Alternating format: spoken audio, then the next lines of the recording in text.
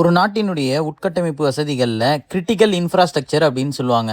So இந்த மாதிரி critical இன்ஃப்ராஸ்ட்ரக்சரில் வரக்கூடியது வந்து பார்த்தீங்கன்னா இந்த மாதிரி கோல்டு சப்ளை செயின் அப்படின்னு வந்து சொல்லுவாங்க. ஜேஏ அப்படின்னு சொல்லப்படுற ஜப்பான் அக்ரிகல்ச்சர் டிபார்ட்மெண்ட் உங்களுக்கு பல கோடி ரூபாய் செலவு பண்ணி உங்களுக்கு இந்த கோல்டு சப்ளை செயின் அப்படின்றத நிறைய உங்களுக்கு விவசாய இடங்கள் இருக்குது இல்லைங்களா, அந்த இடங்கள்ல உங்களுக்கு வேர் ஹவுஸ் வந்து அதிகமாக வந்து உங்களுக்கு வச்சிருக்கிறாங்க. விவசாயிகள் தாங்கள் விளைவிச்சு எடுத்துட்டு வர பழங்களாக இருக்கட்டும், ஒரு சில காய்கறிகள் உங்களுக்கு வந்து பெர்ஷியபிள் குட்ஸ் அப்படின்னு ஒரு கேட்டகரியில் வரும். அந்த மாதிரியான காய்கறி பழ வகைகளை உங்களுக்கு ஸ்டோர் பண்றதுக்கான ஆட்டோமேட்டட் ஸ்டோரேஜ் சிஸ்டம் அப்படின்னு சொல்லிட்டு இந்த வேர் ஹவுஸ்ல வச்சிருக்காங்க. ஐஓடி அப்படின்னு சொல்லுவாங்க, இன்டர்நெட் ஆஃப் திங்ஸ் அப்படின்னு சொல்லுவாங்க. அதாவது ஒரு வேர் ஹவுஸ்லயும் உங்களுக்கு டெம்பரேச்சர் எவ்வளவு இருக்கு அப்படின்றத உங்களுக்கு சென்ட்ரலைஸ்டாவே உங்களுக்கு மானிட்டர் பண்ணக்கூடிய சிஸ்டம் வந்து வச்சிருக்காங்க.